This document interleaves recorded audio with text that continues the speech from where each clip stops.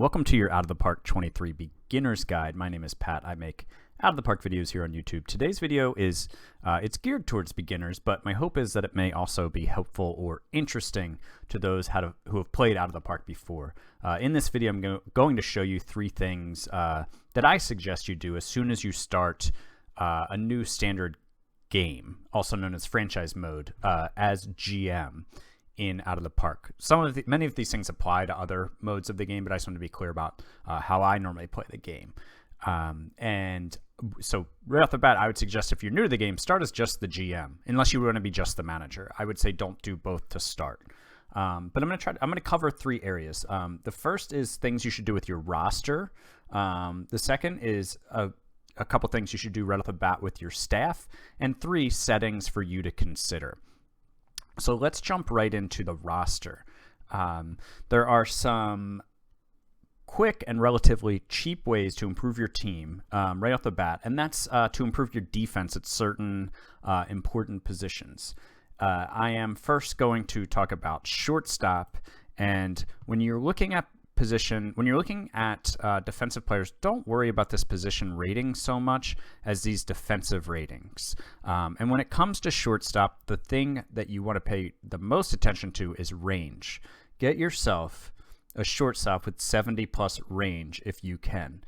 You'll want to consider arm as well, for sure. I mean, all of them, but you want to consider arm. I'd recommend an arm of at least a 60. Double play matters to an extent too, but really the first thing you want to focus on is a 70+ arm, or 70+ range, and go from there. Certainly you need an adequate arm, but in terms of double play and error, if the guy has a 70 range, I'm not going to really pay too much attention to their error and double play rate. Now, most guys who have high range also have a good double play or an adequate enough double play ability. I can't remember running into a major league shortstop that has like 75 range and like a 30 double play. Maybe that player exists, but I don't remember them. So 70+ range for shortstop. Start there. Center field, same thing. Get yourself a center fielder with 70+ range. I think maybe you can get away with a 65 range if the guy's a great hitter. I don't think Akil Baddoo, meets that bar, but I think somebody like I think Trent Grisham might be a 65 range here.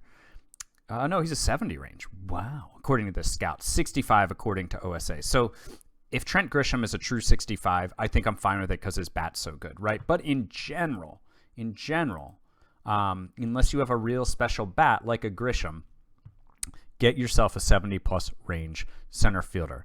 Cannot stress that enough on shortstop and center field. The third thing looks like it might be a little up for debate in Out of the Park 23 in terms of how impactful it is. That is catcher ability. As anybody who's watched Sergeant Mushroom's videos knows, catcher ability was really just so powerful in previous versions of the game. You had to have a 70+ catcher ability catcher.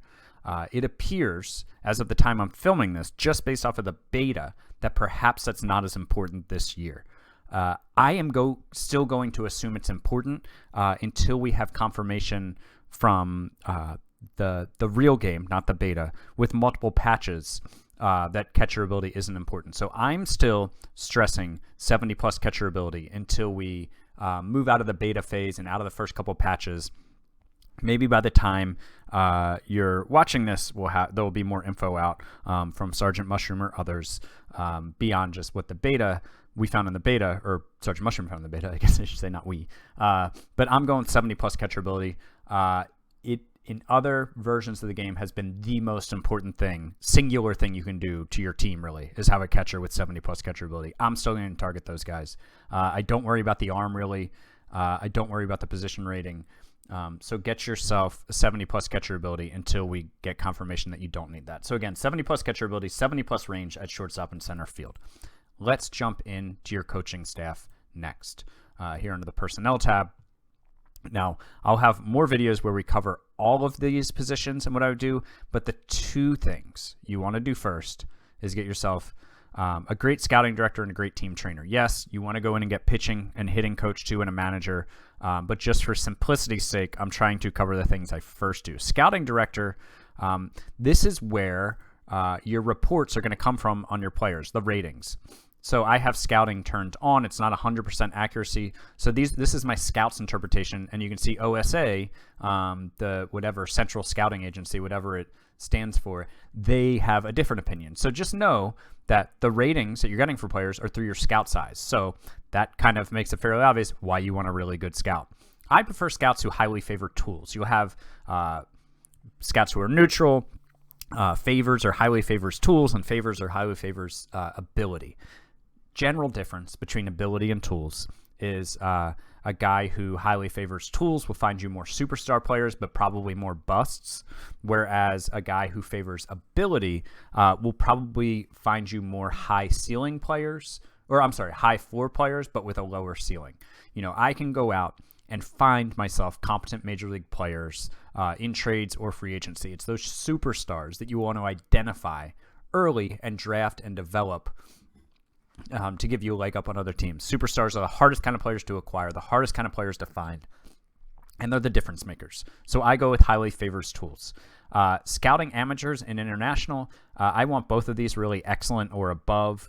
I highlight amateurs and international players more than minor and major league players because I trust stats more in the minors and the majors. I still want him to be competent at major and minor league scouting, but really international and amateurs are the two that I focus on. All right. So highly favor tools, make sure they are, rather excellent or legendary at scouting amateurs and internationals. That's my tip for scouting director. Next, team trainer. I don't want anybody with poor anything or unproven anything. But the first thing I go to is preventing arm injuries. And I want this to be outstanding or legendary because nothing will tank your season more than like 3 of your starters going down with Tommy John surgery, which it might still happen, right? It could still happen. But, I want him good or better at everything and hopefully excellent or better at everything. But the first thing I want is preventing arm injuries to be either outstanding or legendary is what I do. So there's definitely more stuff to do with your staff. You're going to want to pay a lot of attention to your staff at the major and minor league level. I'll have a more detailed video on that. But for today's purposes, if you're just starting out, get that scouting director and team trainer up to par, and then we'll go from there in another video that I'll have. All right, next is manager options. You want to basically look at how much of your team you're going to control, right?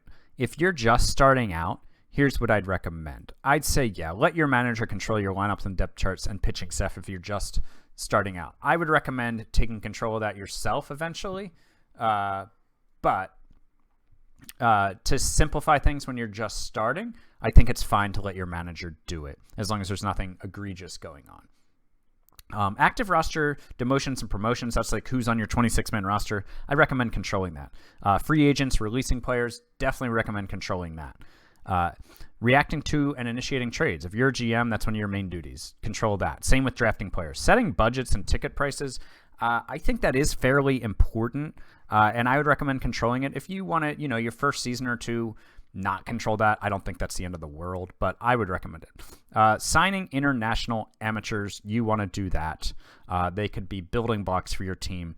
Same thing with team personnel. It's too important to leave that to your assistant GM. Bench and base coaches, I think that's fine to leave to your manager. I don't, but to simplify things, I think that's one of the least important things. And same thing with the instructor roles. I think they can make a difference. I'm not saying they're not important. I'm just saying they're less important to the success of your team than maybe what trades you make or who you draft. Minor league personnel, I think when you're first starting out, you can leave that to your assistant GM, although I would highly recommend taking that over soon after because it can really affect your prospect development. But I think, if you're just trying to get your bearings straight the first season, let your assistant GM do that. Minor league free agent signings and releases, that's another thing that I think when you first start out, you could leave to your assistant GM and really, no, I mean, I would control it because sometimes your sometimes your assistant GM will like cut a guy who like looks like a decent-ish prospect that I wouldn't want to give up on. So I would recommend controlling that after a certain amount of time. Minor league promotions and demotions, leave that to your assistant GM. I'll show you. It's not quite as simple as that. I'll get to that more in a minute, but leave that to your assistant GM. That's a huge burden. Minor league pitching staff strategies, leave that to your minor league managers. I don't control that. I've never controlled that. Now back to the minor leagues promotions and demotions. So that's your entire system. Like, you know, if you've got whatever 5 or 6 teams of 30 players, that takes a lot of time to comb through, sort through multiple times a season, in the off season, to make sure you've got enough guys at each level, to make sure you've got enough of each position at the level, to make sure your top prospects aren't blocked, to make sure your top prospects are at the appropriate level. So what I do, and I just started doing this as kind of like a time saver when I was creating YouTube content and wanted to move through my sims a little quicker. Certainly, if you want to control every player in your organization, that's cool. I found it to be a relief to not have to do it anymore. But if you want to, say you don't want to do it, but you're like, well, I want to make sure that my top guys are managed right. You know, you can go off this top prospect list. I think this is like your top 20, and you can do this on every player. So say Ty Madden. As an example here, you click on his profile, you go to set game strategy, and then you go lock to team and enable strategies. So basically, lock team option will disable AI promotion demotion of the player, right? That's what that's saying. So essentially, you are then in control of promoting or demoting any player you check this for. And now how do you keep track of that? You shortlist them. So you create new shortlists. You can say top prospects, right? Something like that. And this guy's now on a short list that you can, so you're going to go into your manager name and player search and short list. You're going to go to, your top prospect short list, and you're going to go to all players. Where's our guy? Well, anyways, he's not there. I'm doing something wrong. But anyways, I wasn't going to walk through all of this, so no worries. Don't worry about it. But basically, you want to create a short list and add to I didn't add him. I just created the short list, so it helps to add him. So now he should be there. There he is, Ty Madden. So now you can put all your players in a short list and promote and demote like 20 guys instead of 150, 180, whatever. So anyways, those, you know, this is not in any way everything you need to know about the game. It's not everything you should do when you're setting up your team, but it's a good place to start. I think if you do these things, you'll be in better shape. There's lots to digest with this game. Sometimes it can be impossible to pick a direction of what to control, what to do. I think this is a good place to start. I have lots of other tutorial videos, and I'm updating a lot of them for out of the Park 23. So if there's more specific stuff like your coaching staff, I'm going to update that soon. I have some new ones out on stats and evaluating players. I'll have some more on drafting and trading. So keep an eye on my channel for more stuff. But hopefully this is just a good foundation, a good base for you if you're just getting into the game.